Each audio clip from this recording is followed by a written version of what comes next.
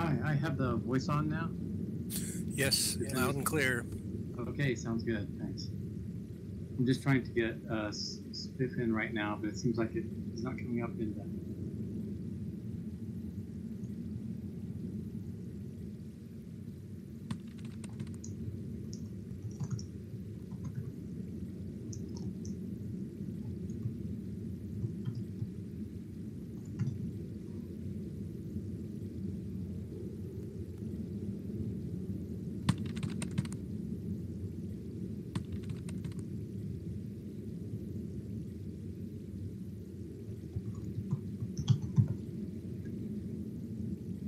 Hey, Maya is here.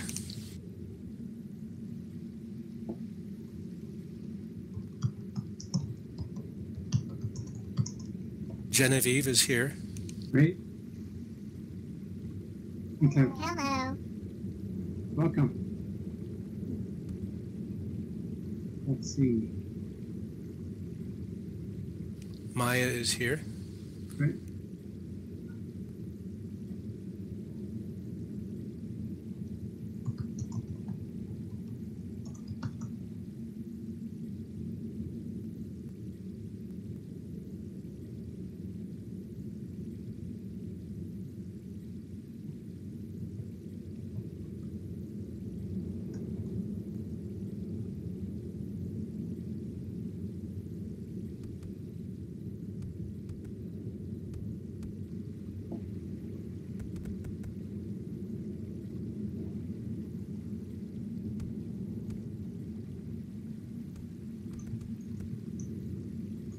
Hey, you're welcome to hang out. I think I'm going to go where people are teleporting from.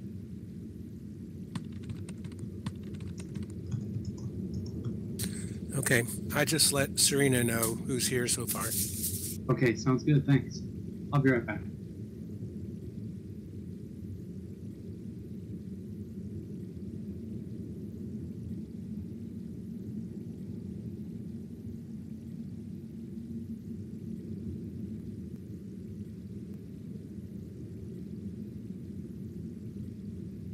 Hang on, Maya. Here comes a TP.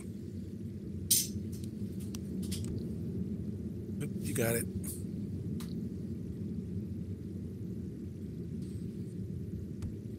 Have you been here in real life, Maya?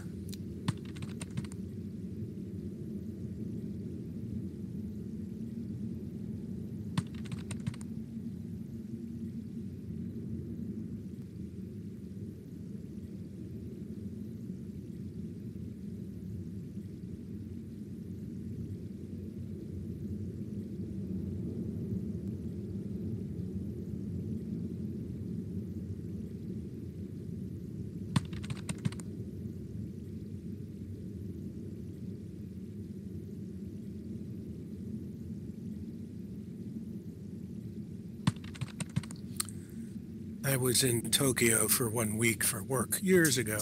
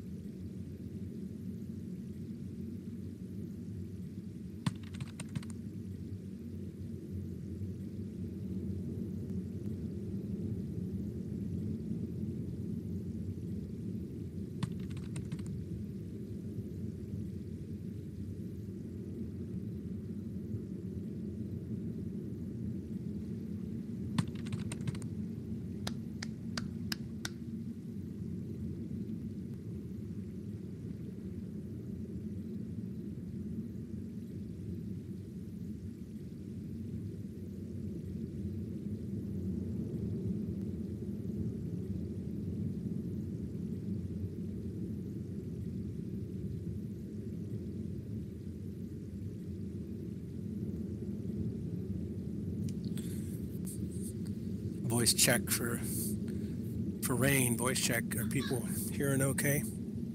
I think Medi's going to be in voice for this. Voice check for. There we go. Tamu's good.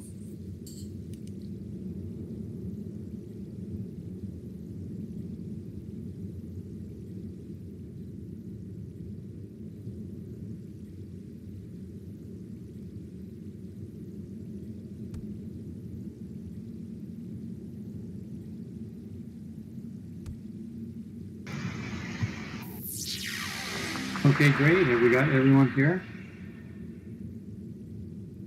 I think Does everyone do. have voice, or should I be typing?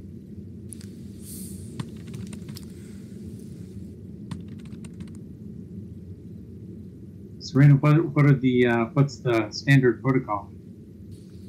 Voice. Everyone has got voice. I think one person is still turning theirs on. Okay. All right. Well, hasumemashite, doujiroshiku. I don't know. Nihongo hanasemasu ka? Anybody speak Japanese here? Okay. I'll do the interpreting. So yeah, stay close, but you'll find in Japan that everyone is pretty friendly. Although the place is not inhabited tonight, this is a education facility. It's sponsored by Adams 12 5-star schools, which is a little school district just north of Denver where I work. I also work at Regis University, and there I do cybersecurity scenarios. I teach cybersecurity, malware reverse engineering, things like that. And so we can do a little tour just to see what we're looking at. But so, Bevan, can you hear us?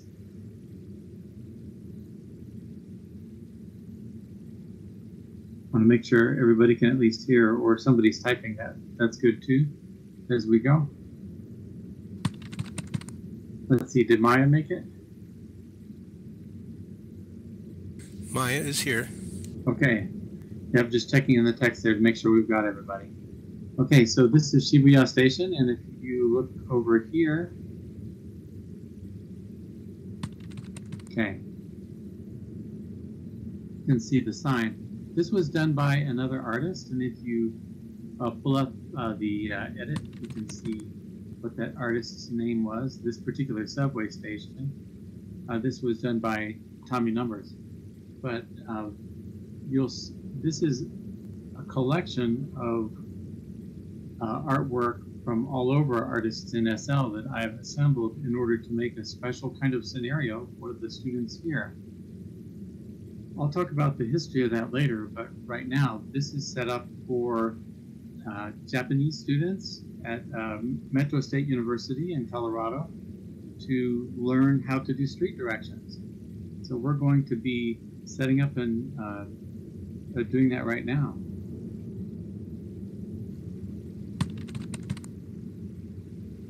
Let's go up and see what Shibuya looks like. Hey, somebody speaks Japanese there.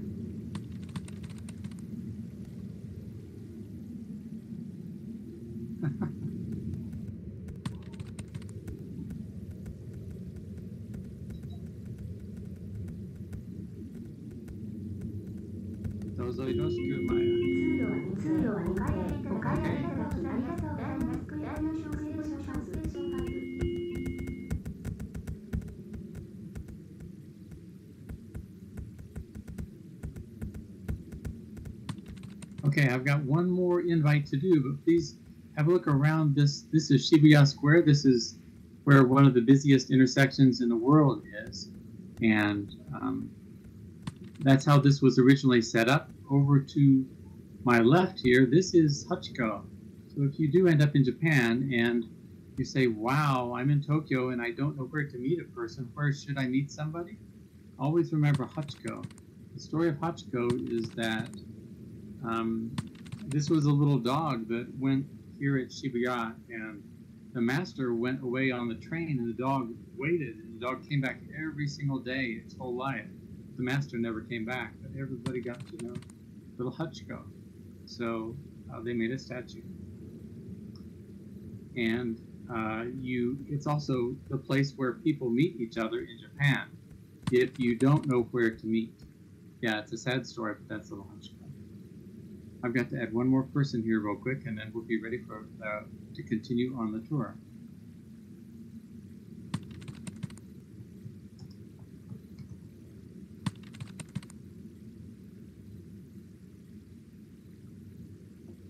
Okay, and I've just sent it to Jan Laria.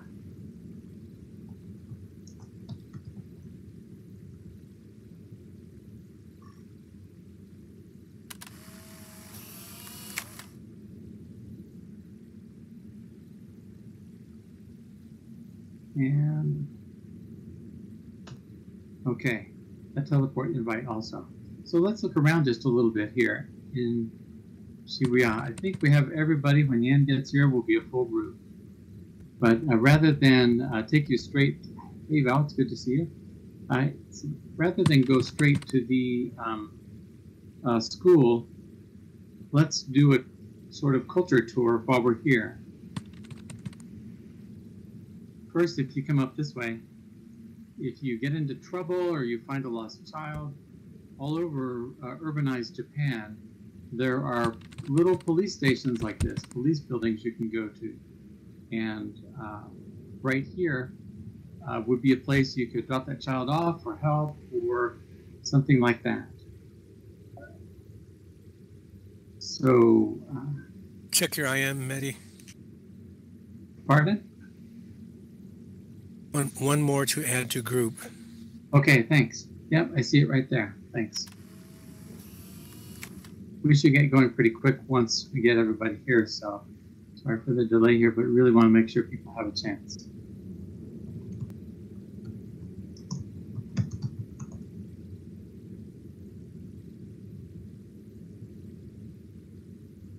Okay, he's added to the group.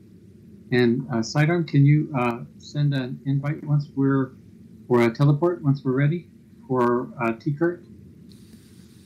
Sure. Okay, thanks much. So, if anybody's hungry, you can come in here and see. I thought this was a great build in Second Life, but these places are all over Shibuya where you grill your own. For you all who are in Second Life a lot, one thing I really like about this build is that when I sit down, I get all the food, so that it makes for a more complex experience with less of a primload on the scene, the scenario. So everybody just get a little fried meat. Vegetarians, I think, can also eat in Second Life. Most of the vegetarian Second Life too. So it's actually pretty good. All right, you can hear it sizzling. Okay, so grab a bite to eat, and then what I'm going to do is take you to a typical Japanese home. And you may say, a typical Japanese home, this is going to be tatami and an old-style house. Those are in Japan, and they're really all over Japan, but they may not be the first thing you see in Japan because you're going to land in Narita or Haneda airports, and you're going to go to Tokyo. So let's have a little look at a typical Japanese apartment we've got set up here.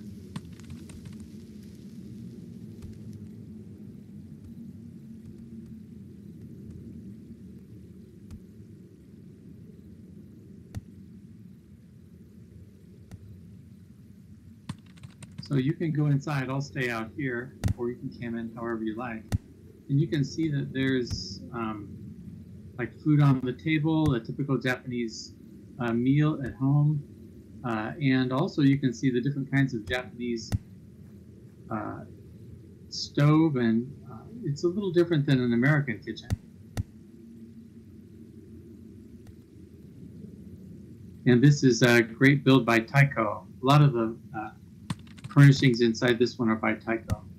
There's also a futon, and so notice that there's no bedroom in this house. The Japanese people are going to clear up, move things to the side, and lay out the futon in the evening, and that's it right there. So the main room turns into the bedroom.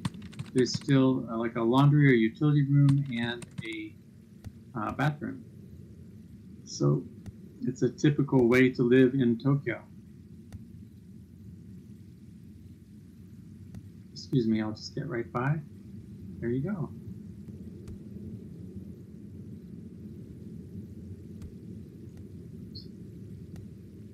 Okay, now let's go and look at maybe some of the shops.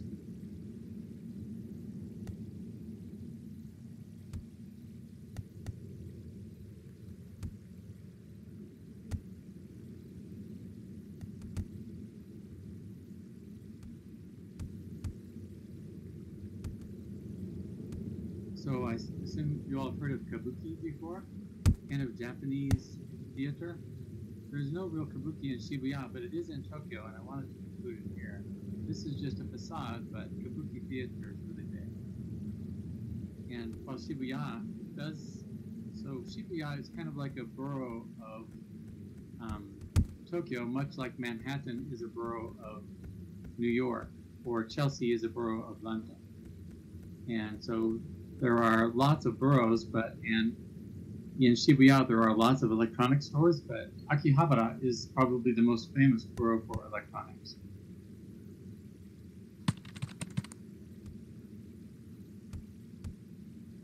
For those that haven't seen pachinko before, you can come in and have a look at the pachinko. So pachinko is a little bit like a cross between pinball and slot machines, sort of. So if we go in, there are two different kinds, and this is also typical of Japan. There's the modern electronic or video pachinko, and then there's the old style right here. So if you want to really play the original pachinko, this is the one. And also this machine is just more fun. You sit right on the console, you can give it a try. If anybody wants to do a little demo, you can sit down and start. But you flip the little handle on the right, and that's what puts the balls through the machine, and they bounce over the little pins, and you score points. If you get a lot of points, you can hand in the balls for something. Unlike pinball, the balls do come out. So over here is, if you want a little something to snack on,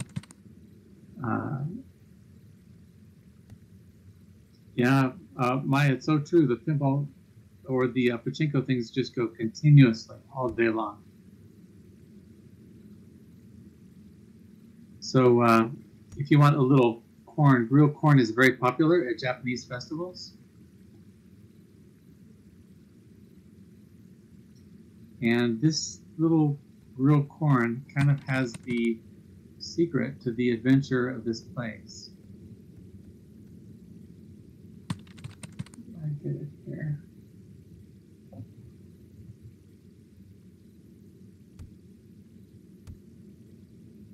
I just got the grilled corn.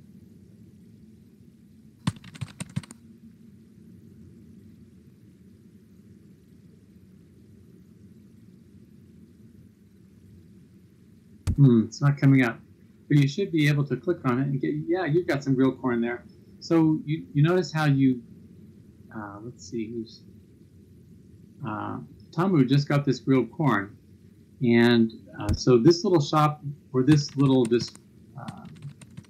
display will give you some corn, but there are shops like this all over this sim. And what happens is, the teacher gives the students a set of instructions, and they have to follow what's happening. They have to say, I'm doing these instructions, I went to this place, and guess what I found? But they don't know what they're going to find. So that means they have to bring it back to the teacher and see if they followed the instruction correctly. So the teacher will say no, yes, or tell me what happened, and maybe I'll help you out if I can. And so then the teacher sets them off on their journey to find the right adventure, or the right treat, or whatever it is they're supposed to get. And this is how they complete their assignment in the Japanese class. So they can go in groups to do this, or they can do it individually. and try and work through it together. So let's go to the school where all this starts. It's this way. I really need to get one of those little flags like the Japanese one. Of course, big department stores. So if you look down this alley and then you look up, you're going to notice one of our friends in Tokyo. You see Godzilla in the background there? So Godzilla doesn't live in Shibuya. He lives in Shinjuku, which is right near Shibuya. But there really is a big statue of Godzilla peeking over a building like that. Of course, bookstores are really big in Japan too, even though it's such a technology place. Okay.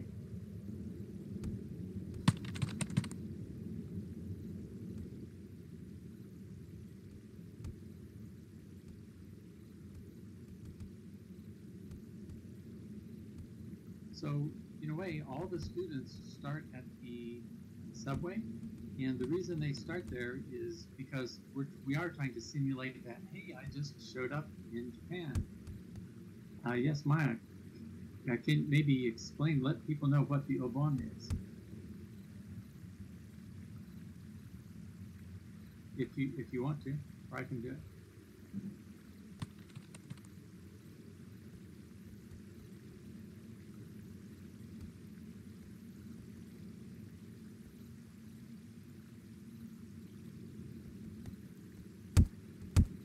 Okay, so the Obon is a festival, and you could say it's a festival of the dead, like Day of the Dead in the Spanish culture. And you come here and dance a certain dance, and I'll do it right now. Just by clicking on that ball. If I can, just a second.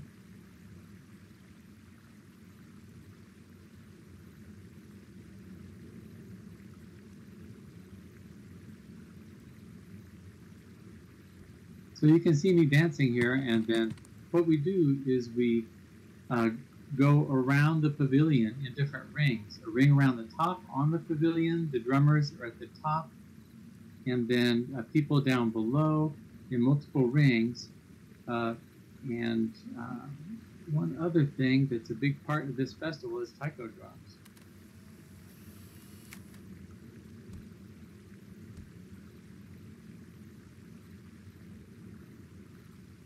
Let's see if I can put it on. So then you come up here where you see I'm at right now. Yeah, that's right. Obon is big in Hawaii too.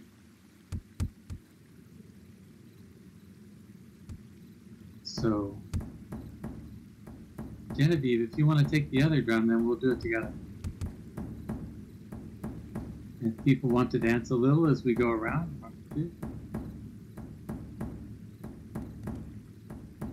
okay.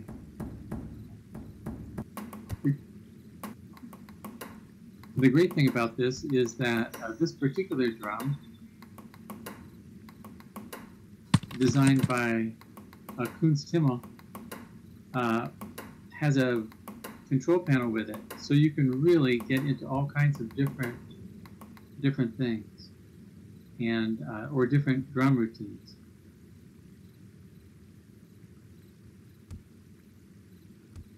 You also know there's a lot. Notice there's a lot of little festival things around here. These ones are not the ones that the students should be looking for. Those are all hidden around the facility. So let's see, maybe head down this way. But you will notice a lot of typical Japanese things to do. If you're in Japan, this is a tricky little game, and the idea is you're supposed to catch a goldfish and then you can take it home and keep it. And you get a rice paper paddle in order to get it. Yeah. And so you want to know the trick at this game, Maya? So the trick is everybody thinks, yeah, the rice paper, if you look on the side on this little post next to me, you'll see the rice paper paddle. The trick is that the rice paper really does not melt too fast, and everybody believes that the rice paper is going to melt before they get a goldfish. But the trick is to go slowly, that the rice paper will not melt, and that you have to slowly take the goldfish out as you do it, because if you go fast, that is what breaks the rice paper. So next time you're in Japan, give it a try.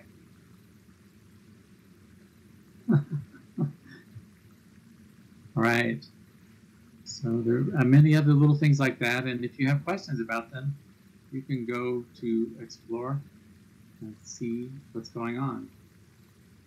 Of course, we just passed Tokyo Tower there on my right, and we'll go over here just a little bit. I think you're a little young maybe to have seen this, but if you look here, you can see the old style cars and trucks they used to have in Japan. Many of them were three-wheeled before and right after the war.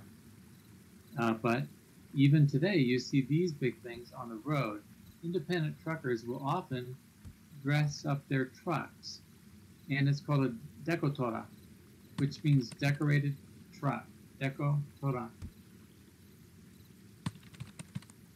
And you can tell what this person hauls, right?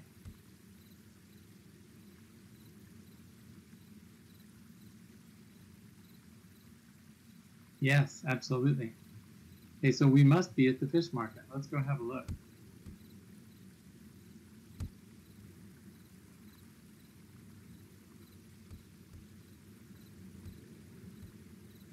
So this is where all the restaurants and families will come to get the freshest fish of the day.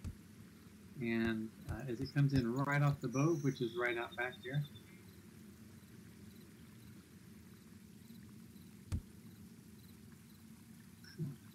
Yeah.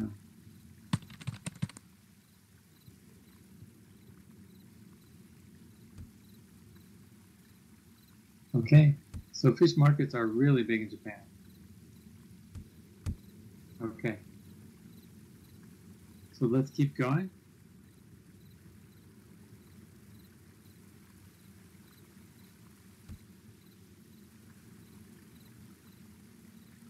So you can imagine that this is an excellent place not to learn just about street directions, but to really have experiences. And language is a very experiential thing. You can see here one of the things that students often run into as soon as they get to Japan is having to do their own laundry. So if you look closely at these, you can see that there's the actual Japanese instructions right on these things. And these excellent builds by Hiro Takeda are right here, and also the instructions on the laundry detergent. So this way Japanese students can come in and say, okay, I got it, I see what the environment's like, this is what I'm going to need when I get to Japan. So they're all set to go.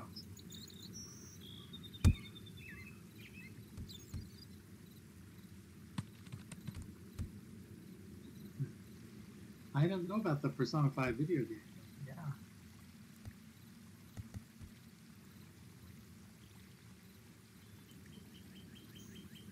So I see cherry blossom trees. We must be getting to an older part of the city.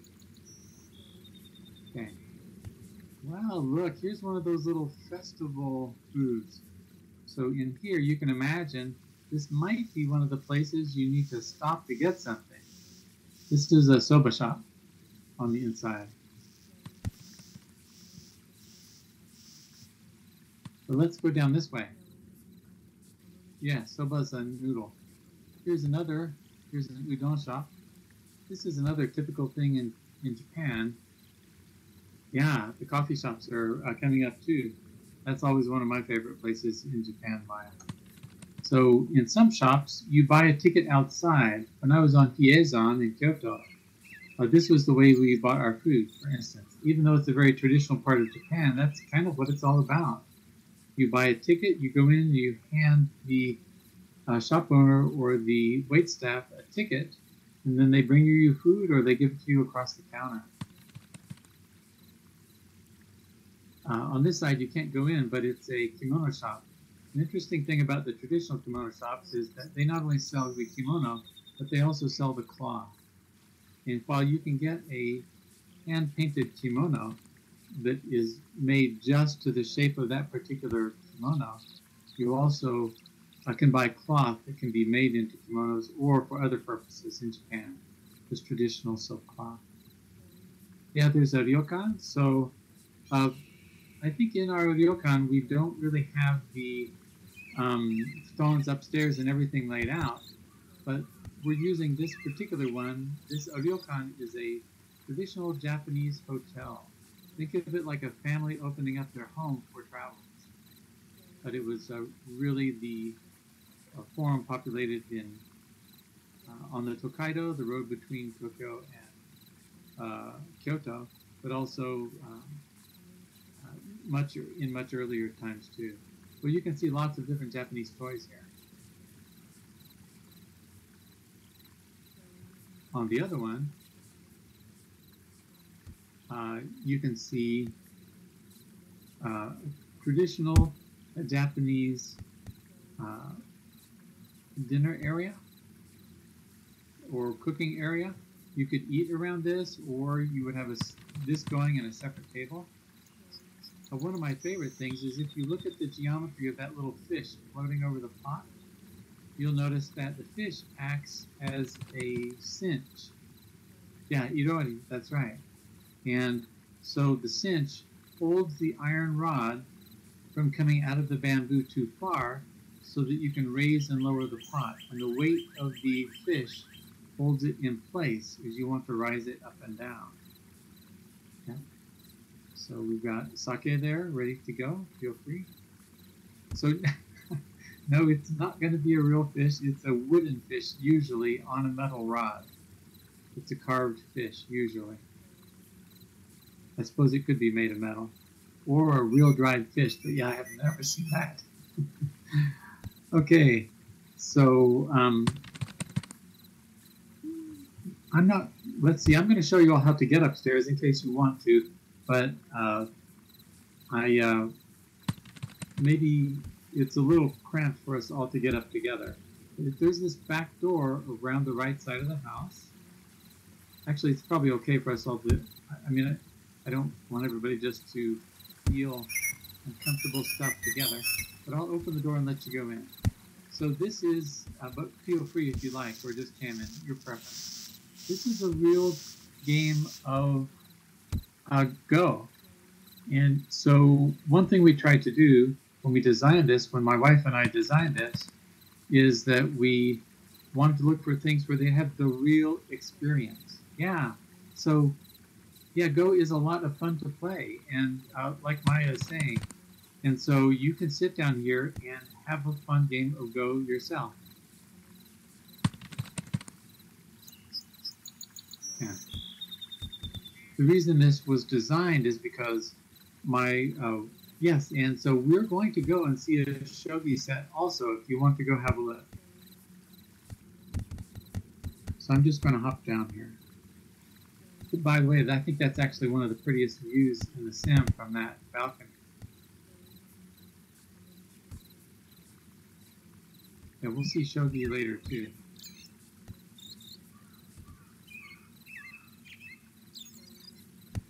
Okay, the reason that this sim was designed, I had this sim before, and I'll describe that later. But the reason the sim was designed this way is because my wife teaches Japanese at Metro State, and the COVID hit, and she could no longer do the tours. There's a little Tokyo area in Denver, Colorado, so she would take them down there and give them street directions, but that wasn't possible anymore. So instead, we created this sim so that the students could come in and learn street directions on their own, right? By having the teacher hand out instructions, and then they go around and do it that way. Of course, one other big thing in Japan, in Shintoism and Buddhism, is meditation.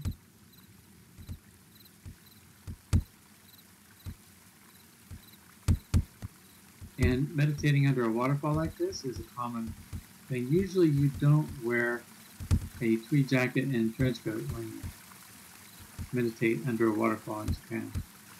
But I don't know if you all have done that. Yeah, I had a friend who was in Hokkaido, which is Siberia, virtually. It's the same kind of weather right across the ocean. And he meditated under waterfalls in the winter at a Shinto shrine.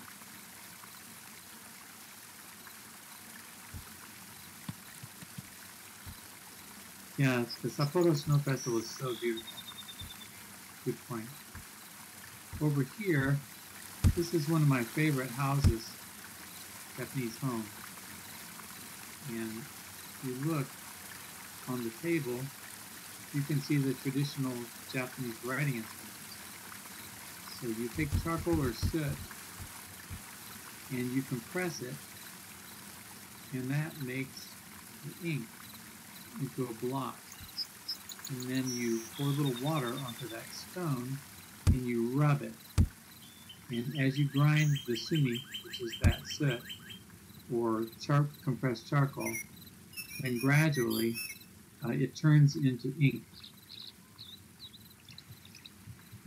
Let's see, is this opened up? Just a second.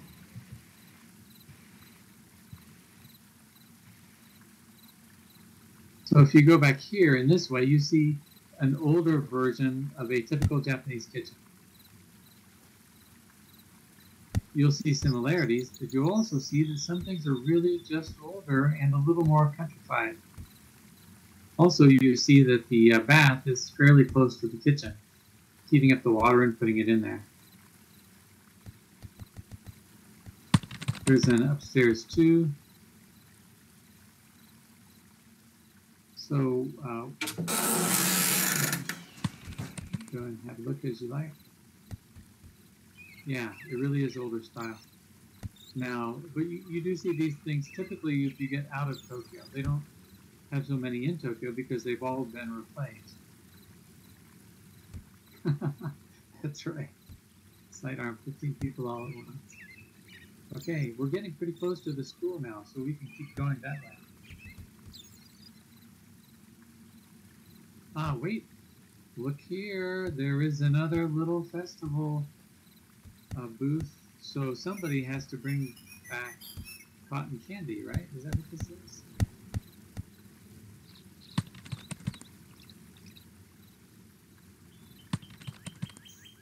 Yeah, watasami.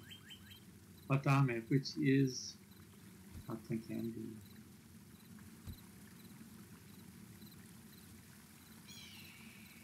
So that may be a successful adventure. If you're following the instructions correctly, you have to find it. See how they're a little bit hidden?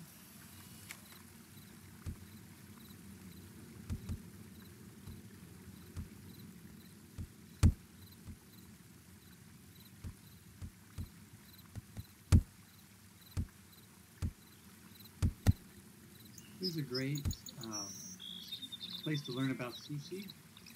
Of course, you can't taste it, but you can see the different kinds. You live in a place where sushi is not available, you at least get to learn about it and practice buying it and things like that. This was a build that I was really surprised to find across the street here by Chiban or KK55. And this is a old style Japanese candy store.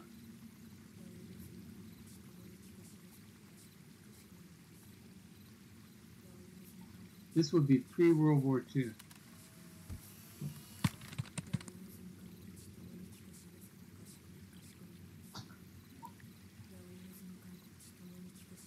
Okay, and here's the school. We can go ahead and have a look. Yeah, that's right. Aomori, places like that are the only places you're going to see these when it's really outside of the modernized Japan, where those buildings are still where people haven't invested to try to upgrade their buildings. So the playground equipment does work, as you can see. And in here's where the classroom is, where people get their assignments. So normally, class would come in and I'd bring them over to this place, but I wouldn't give the tour you all had. They just come straight here. But that way they feel like they're taking the plane to Japan. They show up in Shilouya, and then they get taken to their school. So I think you can't see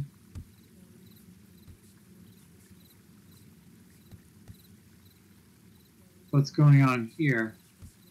But I mean, you can see that there are things on the screen. One thing that should be easy to note is that we're really using the web on a prim surface in order to get the classroom here. The other thing is we've put in a board where you can draw kanji or directions or whatever you want. This is also a beautiful book. So however people want to make it. And you can see some of you have a lunch, so feel free to share your lunches with everybody. So Maya is totally right. Drawing kanji with a mouse is really tough, but at least people can get certain points across. But yeah, don't look at it for glamorous kanji.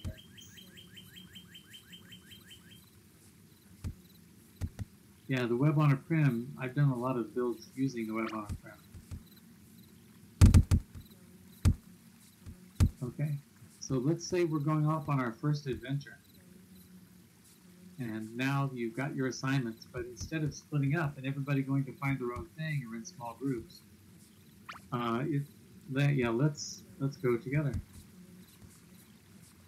I usually, there can be 20 to 30 students at once doing this kind of a thing. They're often standing up or outside, but coming in. But many of them are there in SL for the first time.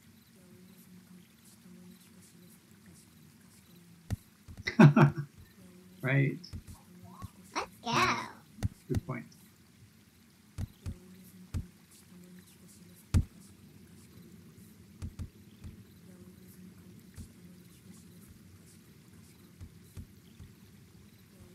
So one thing I want to say is that it seems like everybody's doing okay in this sim.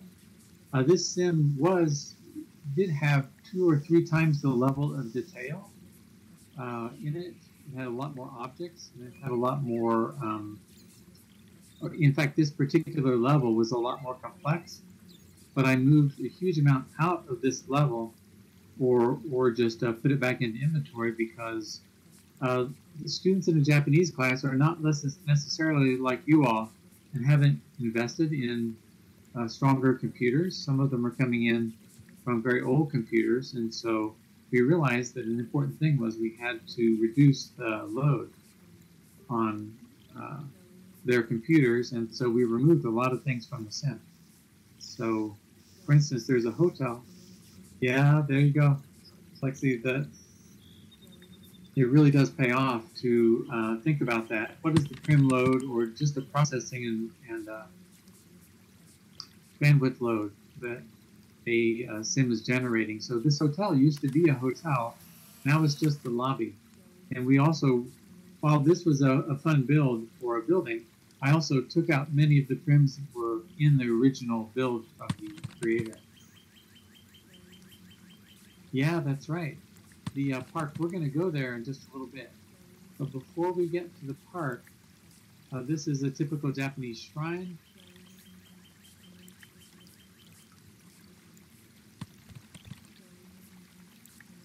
Yeah, I was thinking there's a new hotel in Shibuya. I can't remember the name of it right now, but I think it was like Selenium Hotel, something like that.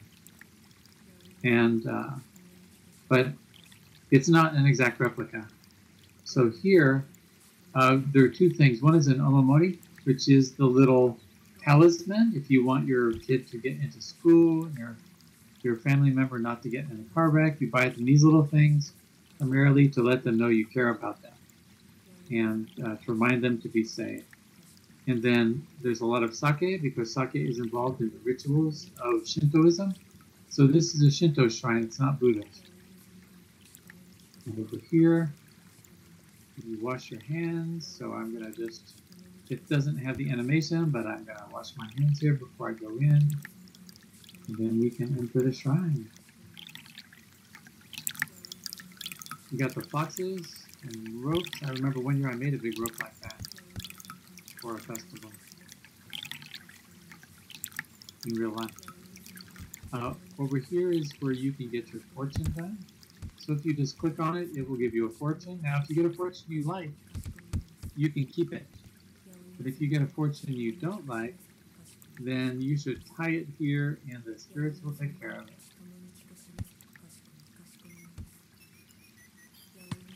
So if you want to, it really works. So you can go in. Yeah, it's good to have it work both ways, right?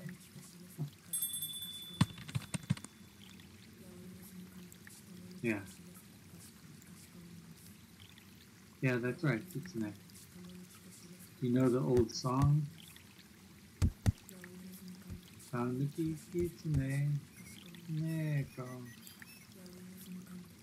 Okay, so here, in order to call the spirits, you see the little dangling rope? Ring that, and you're ringing the bell. And here, you can pay respects, you can clap your hands and put money in. If you try this also, you can see, okay, let me see if there's any money in. Just check. Everybody look the other way while I stick my hand in.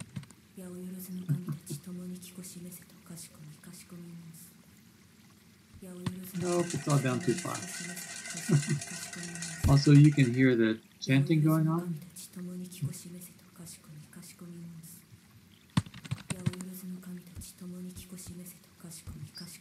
Okay, this is one of my favorite things to do in Japan, which is ring a really big bell. So just pull this thing back and gently glide it forward. Go ahead.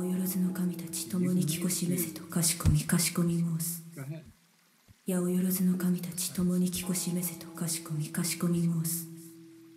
八百万の神たち共にきこしめせとかしこみかしこみ申す。八百万の神たち共にきこしめせとかしこみかしこみ申す。八百万の神たち共にきこしめせとかしこみかしこみ申す。八百万の神たち共にきこしめせとかしこみかしこみ申す。八百万の神たち共にきこしめせとかしこみかしこみ申す。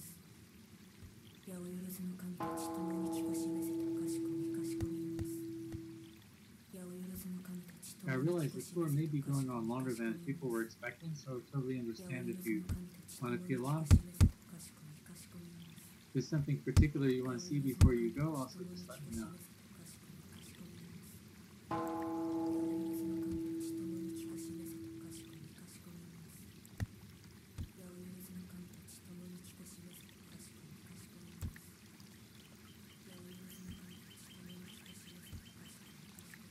Yeah. So, our sidearm, are you talking about the rice paddies, or right here in this field, this big park? Okay. So this is a, yes. Yeah, me too. So maybe a fun way to see all of this is to go up on the mountain, and then we can overlook it, and then we can just jump off the edge, where it's really quick. So that would be this way. Yeah. All right, here we go. Yeah, it is a little like that. So here is more of a Japanese cemetery. This is a Buddhist cemetery, so you can see how it's put together. Usually these are family cemeteries with many, many people in them.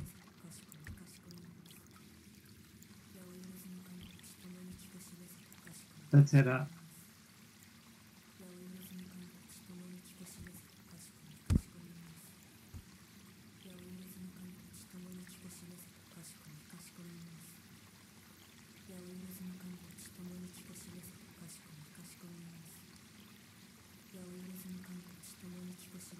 Okay, we just hold here.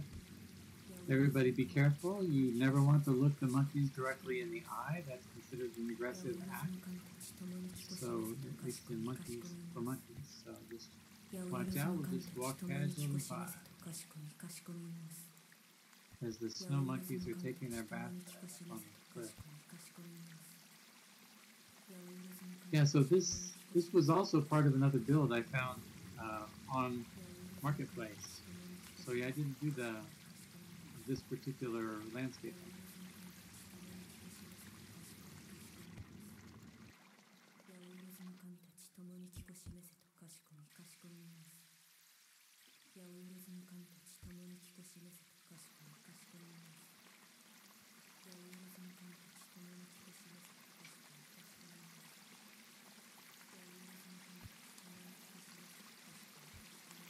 Look, this must be the end of one of the street directions. So you can get a mask if you want.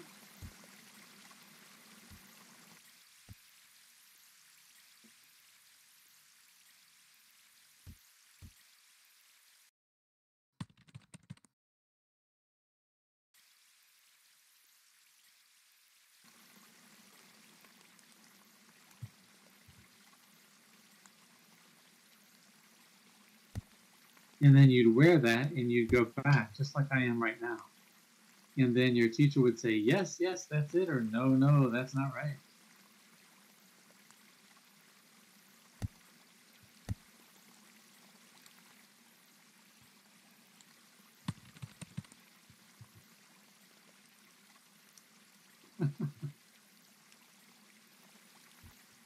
You can try it on, yeah.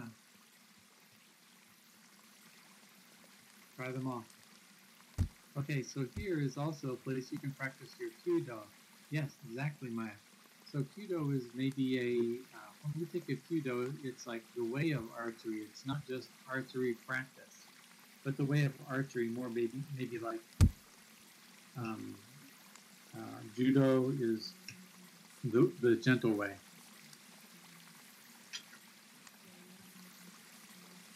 So if you want to come and practice, this is the place. Okay. You can see some examples of postures and things like that. And you can really get the bow and arrow here, so it works, so students can try it. You can see the view here now from up here. This is probably the highest normal place people stand.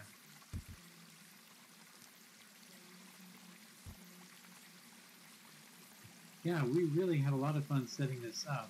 So this isn't everybody's tour of Japan. I think that's an important thing to mention. This is like some of my wife and I's favorite places to go when we're in Japan, like the fun things we like to do. And I'm glad you like the work. This section right here, the garden or the park and this mountain were all part of a single build, and then below here you can see I've added some surface terrain. Yeah, the onsen is good, but we decided not to put the onsen in here because we had a lot of college students coming through, and this is also used for K-12. And so we didn't want everybody taking their clothes off. But we thought, yeah, that's a great thing to have, but we didn't include it here. Yeah. So let's just jump down right here.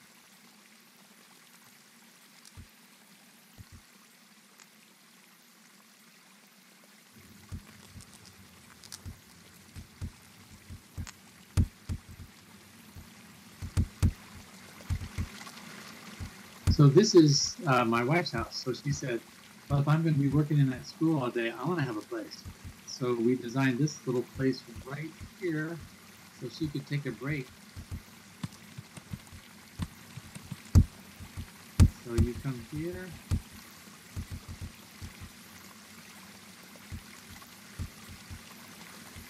Which one? The house. So we can get right here. Rio Excel. If you right click and go edit, and you can see the name.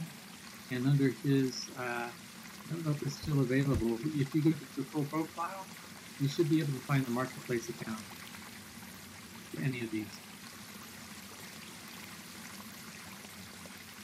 The house is different than all the contents. Yeah, this is a really good house. It's a beautiful feeling to be in it. So yeah, we really like this one. The lights are not part of the original build, and neither are the things on the shelf. We brought all those in, like classical Japanese things. And of course, you have to have naginata just to protect yourself, right? In case the raiders come by. That's down here at my feet. Yeah, there's a lot of fun things here. So there's a little snack there on the table too. Pecan, other things like that if you like. Also, a traditional way to wrap a Japanese present in cloth.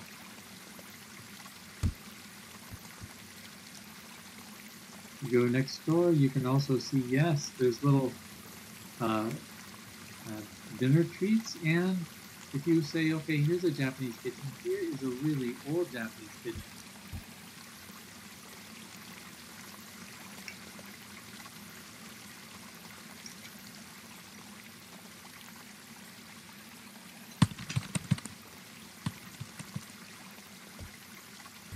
So very different. Yeah, that's right. Onsens are hot springs. Yeah, the raccoon is a tanuki. It's part of that song, one of the classical Japanese animals. And so a little bit of a trickster, but also good luck. Glad you enjoyed it, Val. All right, take care.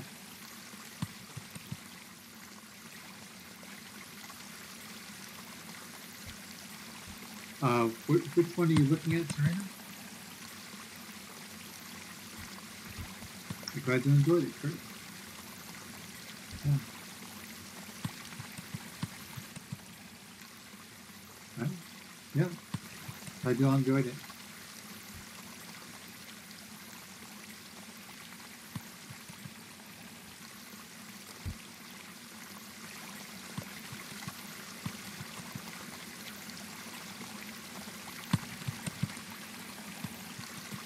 Yeah, so yeah, make it a point to go back and visit and get all this pandemic over.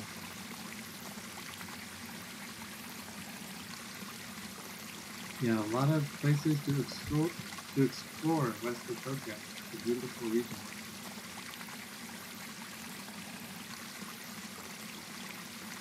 Wow, Kyoto for 2 years, that would be a ton of fun. Alright, so those who have to go, really wish you well. And anybody who would like to go, I can continue the tour.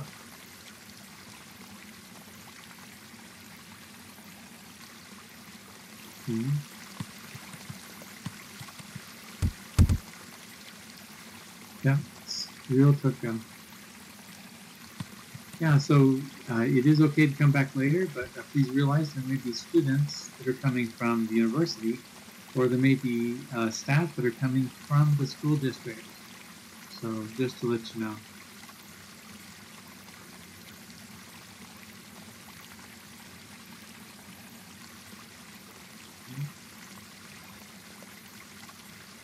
Yeah, maybe a video at some point. We did have an article published about it through the university. So over here, if you can just walk right through this garden here. I really love this bill. Yeah, I'll consider the video. We haven't done it recently. You see all the little fireflies? That's a really typical thing about enjoying the Japanese summer.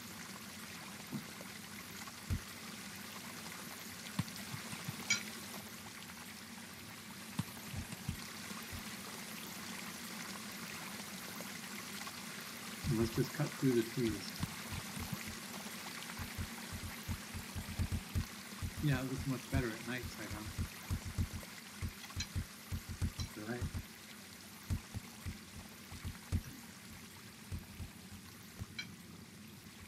Here's also a typical way for streets to be lined in Japan.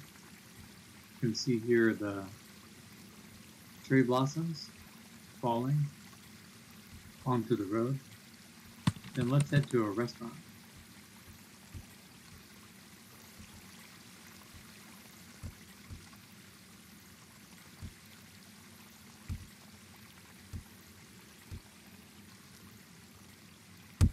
Here's another place to learn about Japanese food.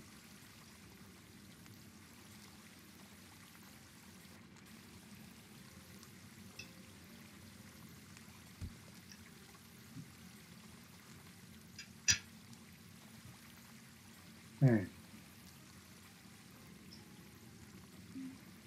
Let's head on and see an even more traditional place. Maybe older than the last little place. We'll just walk right over this, past another restaurant, and take a right.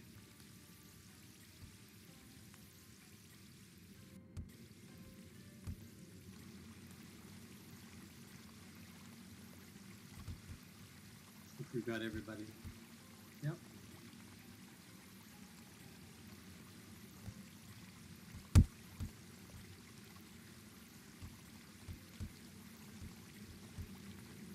You know, I think I missed an exit. Let's go back this way. This will be a more fun way to go. So let's go back here and take a left, right where Maya was going. That's the way. I mean, it's the pretty way.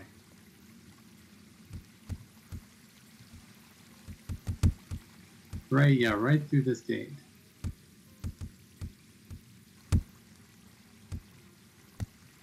So you can see the rows of flowers here, but then also off in the distance to our right, there are the rice paddies. And there's a little farmhouse there. So let's just walk on the berm of this rice paddy.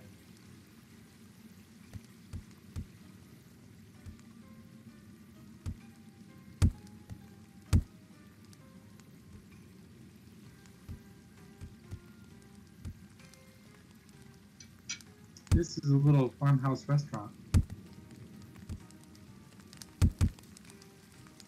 And if you want to see the oldest kitchen on the sim, it's in here, behind that slanted window.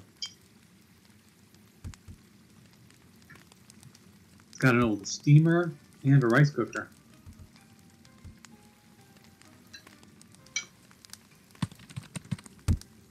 And here you can see roasted fish grilling right here for the customer.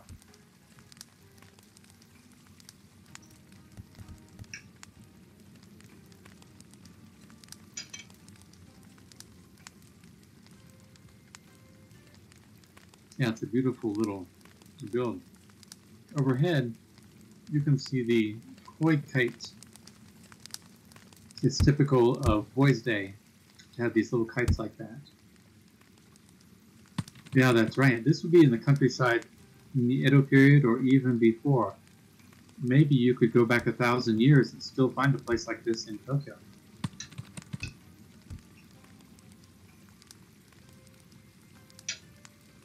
Uh-huh. That's right, Kamakura period. Probably the kitchen would be different before the Kamakura period because you see there is one steel cauldron in there. But even if you go back as far as the Jomon period, then it would be clay. That's right.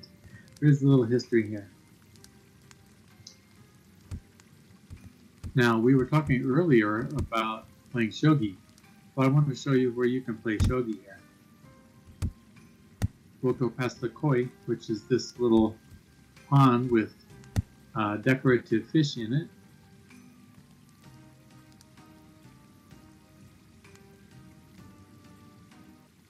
And we're going to take the back stairs up in this place.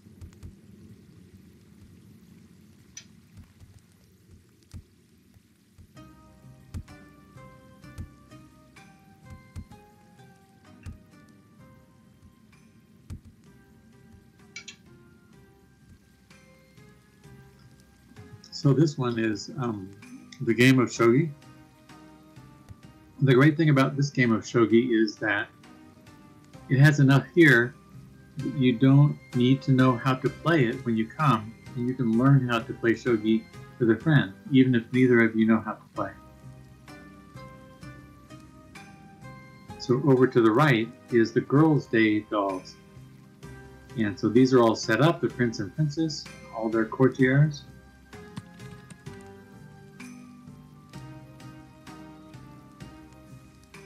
So I think when you're little in Japan, girls look forward to these. Yeah, that's right. It's in Hawaii too.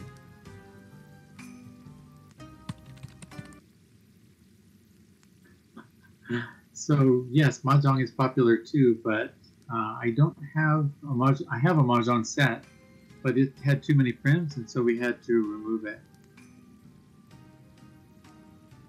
Mahjong is actually a game that was designed by an American.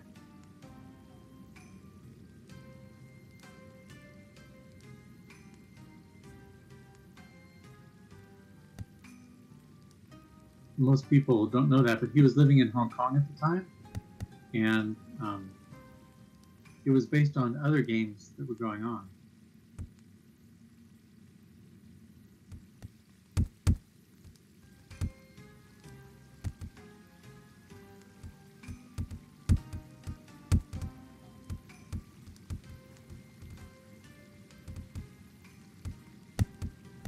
So another big thing about summer in Japan and New Year's is the fireworks. So if you want to set your sun to the evening, I'll just set these off. You'll have a little short fireworks. So doing them in the right patties is pretty cool. Yeah. There it goes. Okay. So that'll keep going for a little while, but maybe we'll head over here.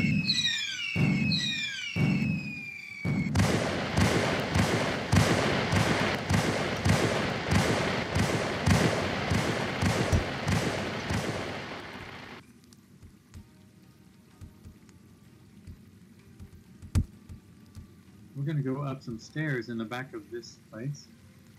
We're getting back more into modern Japan now. Typical things to do. Let's take the stairs up. I think the elevator may not be working right now. I had it set up the other day, but if the sim resets, then I have to work on the elevator. Oops. I think, sorry, it's up one more floor. Let's see, I've gotten lost here. I'm looking for the stairs.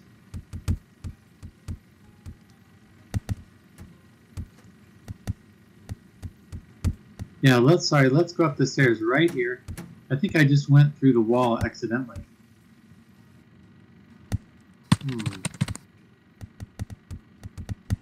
So what we might do instead, it looks like this is not working right now, but this will be a fun thing to see. I think you're right, there's a phantom trim there. So instead, do you all know how to sit hack? Cam and sit hack? I'll have to clean this area of the sim up later.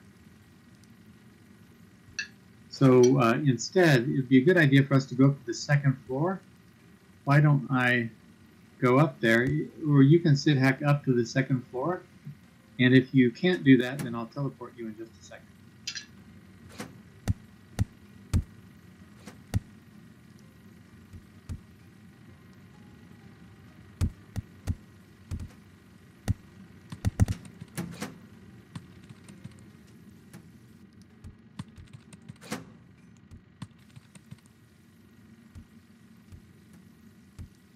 Somehow I can't invite you all up here.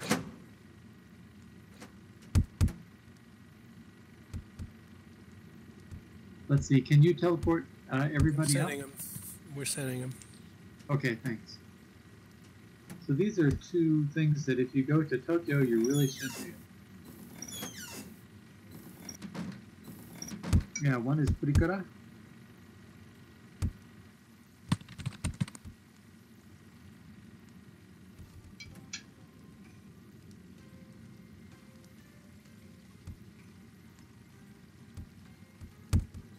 So this is the classical karaoke booth, and it's also the way that I had originally bought this on the internet. I mean, in Marketplace. And so everybody comes in here, but if you go to the next one, you'll see a modified one. It's more for the Japanese class. Yeah, let's go next door and have a look. So first, you can fit more people in it.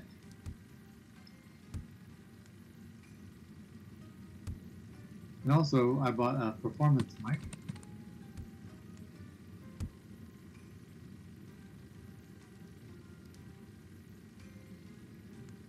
So you can sing along with.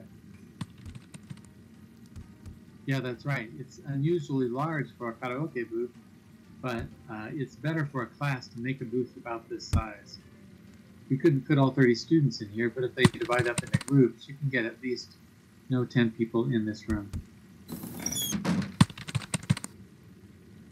Yeah, we tried it with the smaller ones and it just didn't work out, so I stretched it.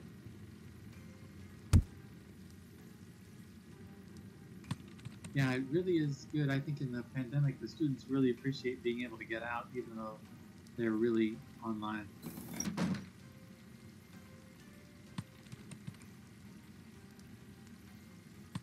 Yeah, the students actually do pretty well, and they also, the big thing we're going is confidence level, and they're usually from around the Denver area.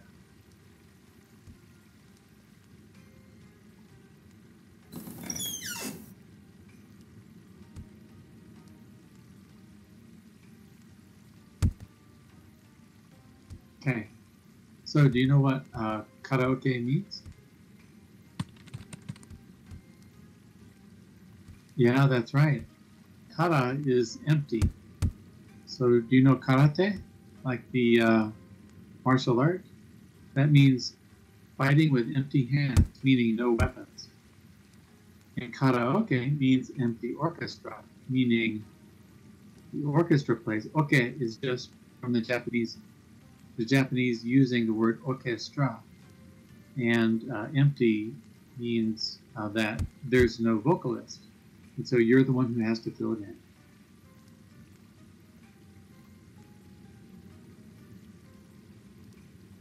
Okay, so can you all get out of here? Do you know how?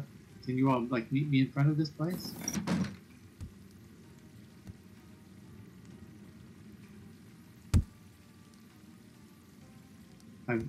Now that I've brought you into a place where the stairs and the elevator don't work.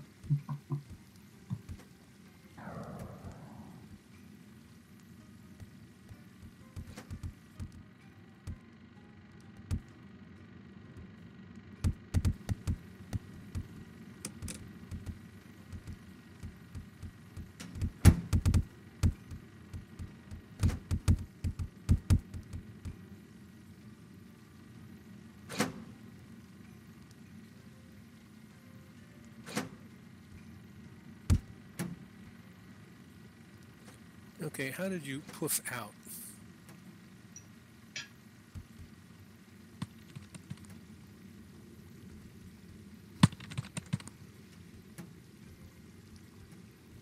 Okay, let's see who we've got left. Just Serena?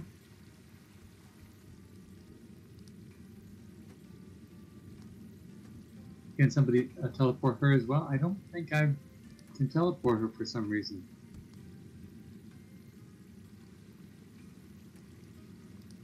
Seems like it's not coming up. Okay, there we go. Okay, so let's look in here. This is a Japanese theater. The theater really is not Japanese, but many theaters in Japan are more on the Western design. If you look at the posters, they're all Japanese movies.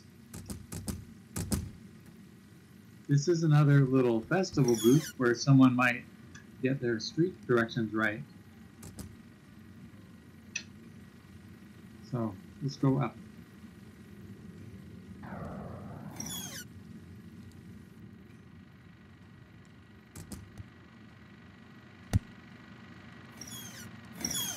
So the Japanese students in the club can have a movie night.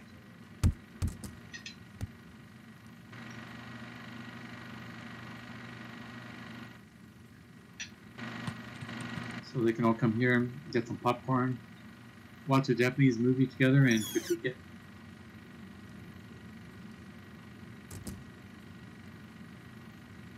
Yeah, so the Japanese club gets to meet in person anyway, in Second Life.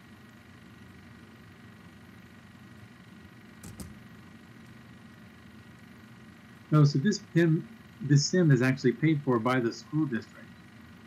So the school district, you're not seeing those builds, but there are a lot of other builds in this facility, and the people who use it are the University of Higher Learning in Dubai, Regis University, Adams 12 5-star schools, Metro State University, and Capital Tech University. So there are a lot of groups that come in here, but the school district is actually the one that pays to keep it running. That's where I have my full-time job, and I ask them to support this kind of work. I'd say yes, the students do have a pretty positive experience.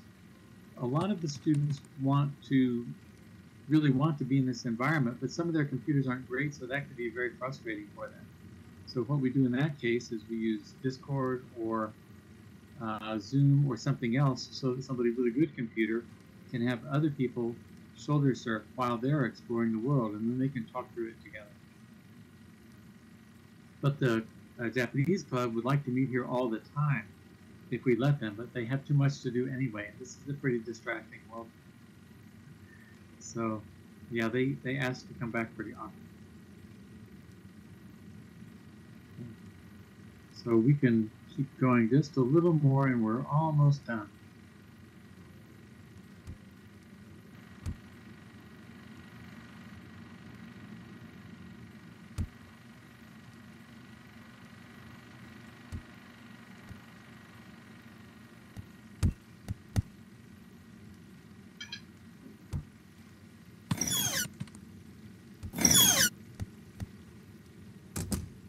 Right across the street here is a Japanese musical instrument museum.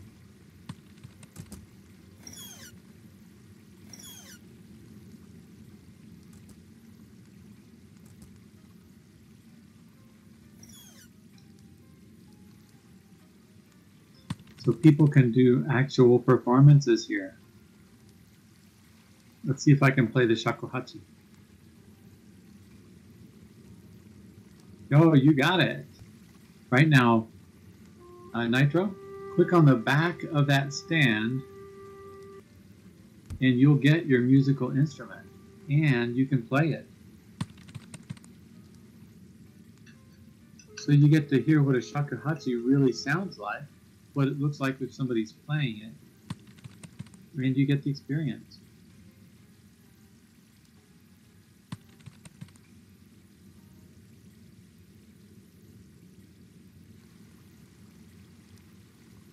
Yeah, if you have like a Japanese group or something like that you want to bring here, let me know.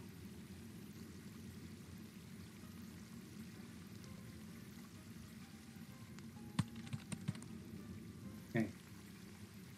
So there's only a couple more places to see and you'll have covered it, but I wanted to give a little background on the Sim 2 that I mentioned right at the beginning.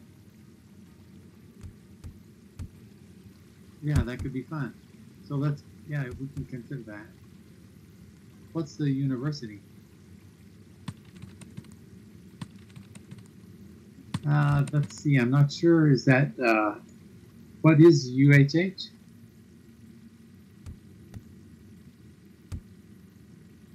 University of Hawaii at Honolulu? Hilo, oh, all right.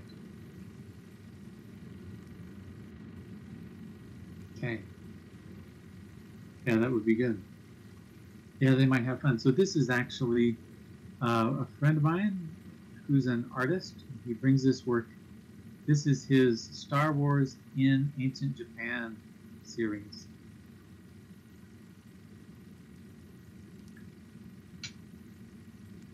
Yeah, he has a lot of fun with things like that.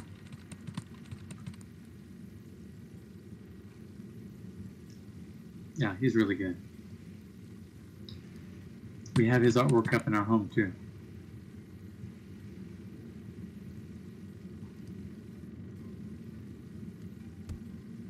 Okay. Let's go and see if there's some other things. Yeah, I really like his work. So you can tell we've done a circle around. And now, what's in the middle?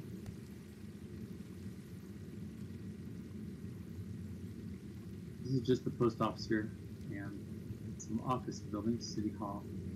Let's go in here.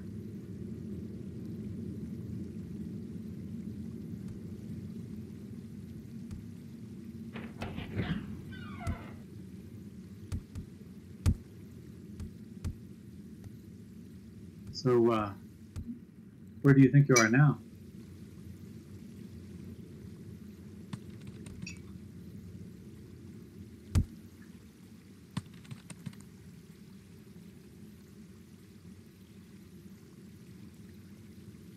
Well, actually, that really is the Science Museum in Tokyo. But if you look, you notice that there's a picture of it's with Obama. And on the other side is the Statue of Liberty. So this was here before Tokyo was here. This is the American Embassy. And so I told you I teach cybersecurity. This was actually designed as a cybersecurity scenario.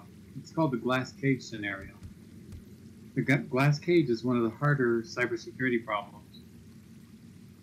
So you have to create an embassy or some sort of a government bureau in a foreign country. And before, I never really thought about what the country was until the pandemic. And then we needed to make it Japan. But this was here in order to teach students the glass cage scenario and how to adequately protect a foreign bureau in another country. So like if America has overseas offices, you have to have operation security, information security, cyber security, physical security, safety. You have to think about escape routes. While the scenario isn't there because it was too much load for the students' computers and I've moved it to another part of the sim, I can move it back in very quickly when I have my computer security students here. And then they have Tokyo outside, but their challenge is inside this building on 2 floors up from here. And that's where the embassy is, or the consulate, or whatever it would be. And they have to figure out, how do I secure the communications and the operations of the Bureau without letting people look? Because if you look around this building, you're going to notice there are very tall skyscrapers around it. And typically, around a foreign bureau, there's going to be sensing equipment, whether it's microwave or sound or radio frequency emissions, right? Van Eck radiation, all kinds of things like that. Checking the power, maybe someone's putting a meter on your power to see what you're doing. All those kinds of things leave you exposed as if you're in a glass cage. And so that's what this level of the sim was originally used for. So that's one of the things I teach. There are other levels of the sim too. I teach how to secure data centers on one level of the sim, how to run a security operations center or a network operations center.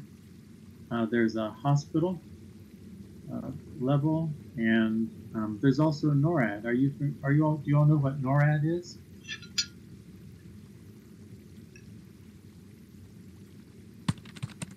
Yeah.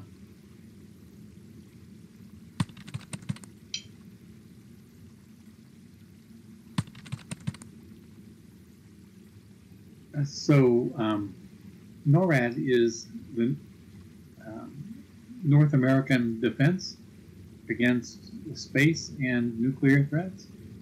Okay. Yeah, those are important things. So I appreciate that, Maya. But NORAD is in Colorado. There's a big mountain called Cheyenne Mountain. Deep, deep, deep in that mountain, there's an advanced command facility that would act as an operations center if America were under attack by nuclear weapons or other things like that. It controls space systems and many, many things like that. And yeah, that's right. It's where Stargate is supposedly at, the Stargate. in the movies. The outside of the show, or the beginning of the show, shows the outside. That really is the outside of NORAD. I've spent some time there myself. And the version of NORAD in this sim is based on the original NORAD from my memory. And it's not secure. I mean, it's not insecure or classified. The room I'm showing is not classified in that way. So if you go look at that, you can see that we can run real operations. The interesting thing is, and a lot of my work is about this, is that if you had a real security operations center like that in a virtual world,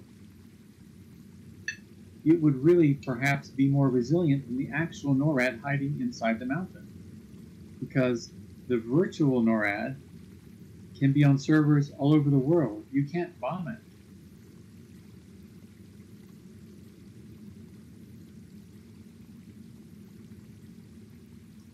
Thank you, Serena, and yeah, glad to have you all here. Have you got any? I think this is probably the last stop. You've seen most of this level of the sim.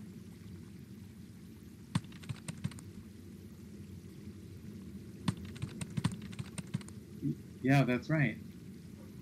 The physical intrusion would be harder if you protect it in something like OpenSim and you run your own servers, because then you can use the full suite of internet security to protect it. Now, banning ends up not being as secure as you might think, but it does keep the discourse pleasant, but it doesn't necessarily guarantee that someone's not listening in or watching or other levels of security.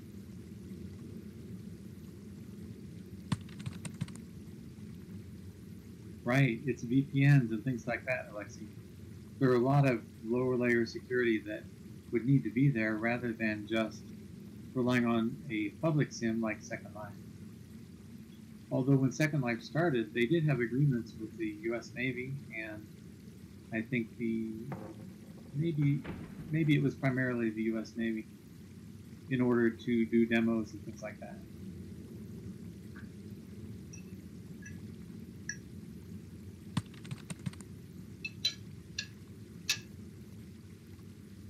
Okay, it's been a pleasure having you all.